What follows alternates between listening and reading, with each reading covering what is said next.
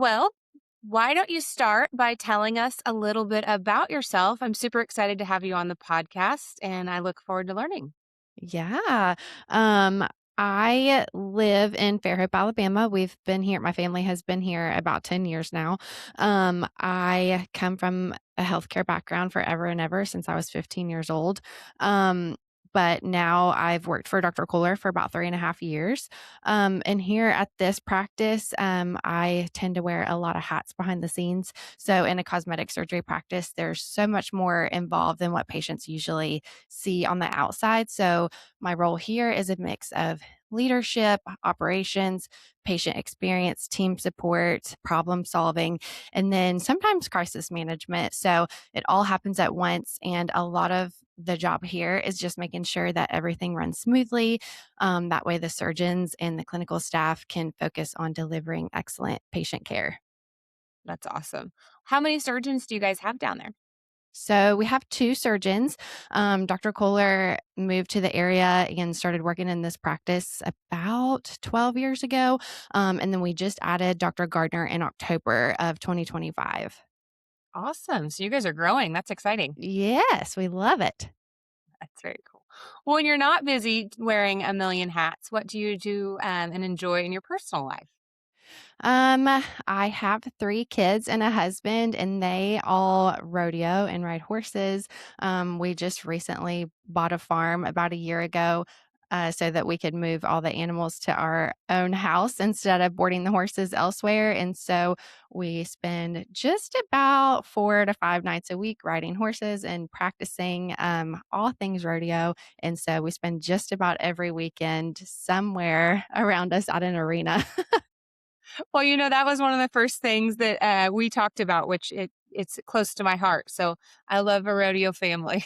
Yes, well, it's been a really great thing for our family. My kids are getting older. My son is 17, so he's not going to be with us, in our home for too much longer. So the more that we can get together as a family and kind of camp together and cook together on the weekends, we're just going to soak it up as much as we can. So we love it. That's really cool. How do Yeah. you manage that kind of busy both life schedule and being an awesome practice administrator and an awesome mom? Oh gosh. Well, my team here is so helpful. If I need to delegate any tasks, the team is always ready to just pick up and kind of do their thing.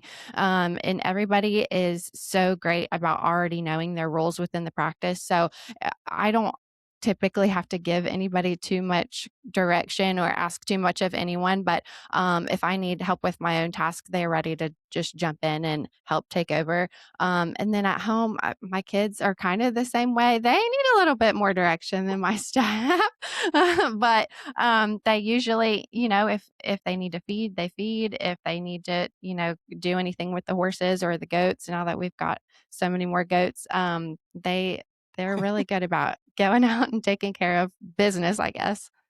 That's awesome. Well, typically that comes from the top down. Tell me a little bit about your leadership style and the culture you've built it sounds like in your household and at the office where everybody's got it handled.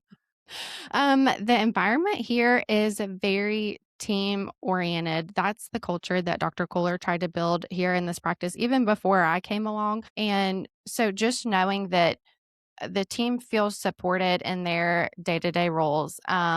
They have direction. They know what they're supposed to be doing. They feel confident and empowered to do what they need to do every day in order to take good care of patients. Dr. Kohler's number one priority here in the practice is safety and patient experience, and that kind of starts with the team. So with safety being the foundation of everything that we do, we maintain extremely high standards when it comes to surgical protocols and accreditation and training and patient care. So, just beyond the clinical side, we like to focus heavily on creating an environment where patients can feel heard and respected and supported. And that really starts with the staff. So, with cosmetic surgery being such a vulnerable experience, they've got to build trust in their providers and the team that's taking care of them. And I feel like when the staff feels empowered to make decisions and they really feel guided by the surgeon and by leadership, they can provide a great patient experience. That's awesome. I want to be a patient there for sure because that is the difference. If you Come ask on, a girl. And they take care of you. That's awesome. Yes, for sure. What do you think your biggest challenges are as either a practice administrator or in your practice, especially as you guys grow? I think one of the biggest challenges I have as a practice leader here is just balancing growth and maintaining a high standard of patient care and experience. Because, like I said, patient experience and safety is Dr. Kohler's biggest like the biggest thing that he cares about in our day-to-day practices. So in cosmetic surgery, when patients are trusting us with something very personal and emotional, we want to make sure that every interaction matters. So from the very first phone call to post-op recovery to everything in between, we want to make sure that every patient feels seen and heard and genuinely cared for. And we're getting busier with adding another surgeon, and we've added a nurse practitioner and some, wellness programs within the practice. Our growth is I mean, things have just kind of taken off, especially in the past 2 years. So sometimes it's hard to maintain, like, make sure, people are paying money to come see us, and to come have surgery with our surgeons. And it's such an honor out of all the, people in our area that they would pick Dr. Kohler or Dr. Gardner to take care of them. So we just want to make sure that they feel seen, heard, taken care of. So sometimes it's a little bit difficult, when things are kind of crazy and we're growing. But I think our team does a really, really good job of making sure every single patient feels like they're the only patient at the time. So That's really awesome. Does the team give you feedback if the schedule's too busy or, do you watch if you're missing calls? Like, how do you keep your finger on the pulse of that awesome patient experience? yeah, the team definitely lets us know. They are so great, and not even just the front desk staff, but even the clinical staff will keep a really good eye on the schedule and a couple days ahead of time. I just had our clinical manager today. She's like, you think maybe we could rearrange some things on Wednesday?" And I was like, "Oh my gosh, yeah," because it looked like staffing might kind of be a nightmare because of some cases that we added on in the morning. So everybody from the front desk to the clinical staff keeps a really good eye on the schedule, just to make sure that we are going to be able to provide that top notch patient experience.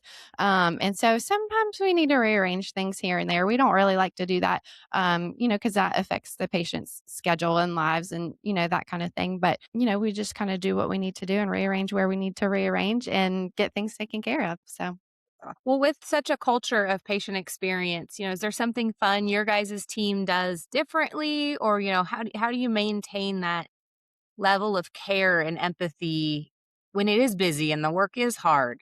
yeah. Our initial surgical process kind of starts with our two patient care coordinators. And so each patient is assigned to their own specific coordinator. And so Jessica and Denva do a really great job of taking really great care of their patients. And so that patient knows that Jessica is their person or Denva is their person. They've got their direct phone number. They can text back and forth with them. So the experience kind of starts there at the top, literally at the top because they're upstairs.